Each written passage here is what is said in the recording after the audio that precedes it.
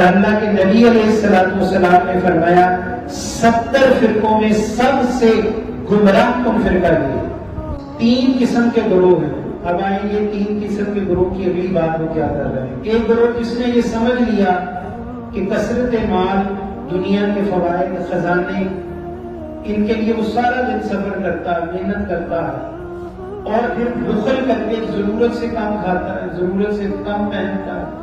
بہت زیادہ کنجوسی کرتا ہے، یہاں تک کہ موت آ گئی اور اس کا مال دنیا کے اندر دبا رہتا ہے۔ دبے سے مراد ہے جو لوگ استعمال کریں گے، تو اس کا مکان، تو اس کی جائیداد، تو اس کی سواریاں۔ تو یہ وہ لوگ ہیں جنہوں نے تھکاوٹ خود اختیار کی اور فائدہ دنیا کے لوگ اٹھائیں گے۔ فائدہ کون اٹھائے گا؟ پچھلے لوگ اٹھائیں گے، لوگ رشتے دار، اڑوس پڑوس والے، کوئی نہ جاننے والے، کوئی جاننے والے اٹھائیں گے۔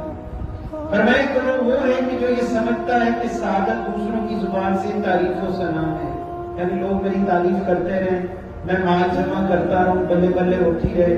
لوگ ہیں بڑا اچھا کپڑا پہنا، تیری سواری بڑی اچھی۔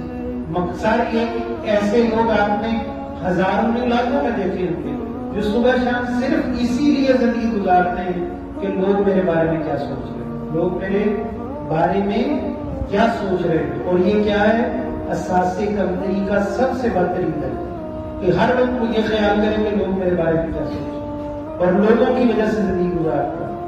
کپڑا پہنتا تو سوچتا لوگ کیا سوچیں گے، سواری پہ جاتا ہے تو لوگ کیا سوچیں گے، مکان میں رہتا ہے تو لوگ کیا سوچیں گے، کھانا کھا رہا ہے تو لوگ کیا سوچیں گے۔ سارا دن اس کا خیال یہی ہے اور دن رات اس کا کام یہی ہے کہ دنیا کی نگاہوں کا مرکز بنا رہے۔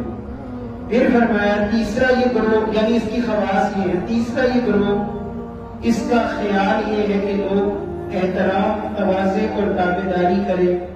اس کو ریاست یا حکومتی عہدوں میں کوئی حصہ مل جائے اور پھر لوگ اس کی اطاعت کریں، یعنی ہر حرام کام میں بھی اور ہر اچھے کام میں بھی ہر بندہ اس کی تابعداری کرے، اس کو سلام چودھری صاحب کرے۔ ایسے لوگ بھی ہیں۔ اور اللہ کے نبی علیہ السلام نے فرمایا 70 فرقوں میں سب سے گمراہ کن فرقہ یہ۔ ایک تو فرقے وہ ہے نا دیوبندی، وہابی، بریلوی، شیعہ، ایک یہ بھی فرقہ کہ جس کا ہر وقت خیال یہ ہے کہ لوگ میری تابعداری کریں، یعنی یہ گمراہ ترین فرقہ ہے۔ اور فرمایا یہ دنیا کی مختلف وادیوں میں دنیا کے غم میں بٹ گئے اور یہاں تک کے ہلاک ہو گئے۔ اب آپ دیکھیں بندہ پوری زندگی دنیا میں باہر گزار رہا ہے، پاکستان میں نہیں آتا، پوچھا بھائی کیوں نہیں آتے، وہ کہتا ہے پاکستان میں گزارا نہیں، کہیں میری وہاں پر ناک نہ کٹ جائے، میرے رشتے دار، میرے بچے نہ پیچھے ہٹ جائیں۔ وہ ساری زندگی بچوں کے لیے کچھ کرتا رہتا اور اس لیے کہ دولت آ جائے، جائز ہے، ناجائز نہیں ہے، لیکن اس کی ضروریات پوری ہو گئی، اب وہ پھر وہی کچھ کر رہا ہے، نہ حج کر رہا ہے، نہ عمرہ کر رہا ہے، نہ کوئی اور کر رہا ہے، اب وہی کچھ کرتا گیا یہاں تک کہ اس کی موت آ گئی۔ اور ایک شخص جس کے بارے میں نبی اکرم صلی اللہ علیہ وسلم سے پوچھا یا نبی اللہ دنیا میں خوش قسمت ترین بندہ کون ہے، ایک یہ سوال اور اس کے متبادل ایک سوال یا متوازی ایک سوال تھا کہ یا نبی اکرم صلی اللہ علیہ وسلم دنیا میں بادشاہ کس کو کہتے ہیں؟ تو نبی بات یہ تعریف کرتے ہیں جیسے ہم دنیا میں کرتے ہیں کہ بادشاہ ہوتا ہے کسی ملک کا، ریاست کا سربراہ ہو، جس کے وزیر ہو، معاون ہو، جس کی حکومت ہو، جس کی فوجیں ہو، جس کے گھوڑے ہو، جس کے جناب اسلحے کے ایسے ہی ہے دنیا کا۔ نبی پاک نے یہ نہیں فرمایا، میرے آقا صلی اللہ علیہ وسلم نے یہ نہیں فرمایا، فرمایا دنیا کے اندر بادشاہ وہ ہے، سن لیں، لکھ بھی لیں، یاد کر لیں دوست، دنیا میں بادشاہ وہ ہے جس کو اللہ تعالیٰ رہنے کے لیے گھر عطا فرمائے، اس کے شہر میں اس کا رزق اللہ عطا فرمائے۔ تیسرا نبی پاک نے فرمایا اللہ اس کو نیک بیوی یا غلام عطا فرمائے، اور غلام سے مراد اولاد ہے، ملازم نہیں،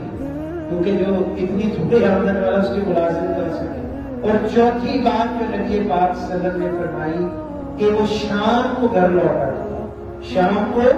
گھر لوٹتا ہو، شام کو اپنے گھر آ کے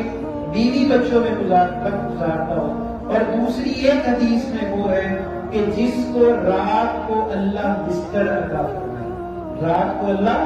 بستر عطا فرمائے، وہ بھی بادشاہ ہے۔ اور ایک اور حدیث میں ہے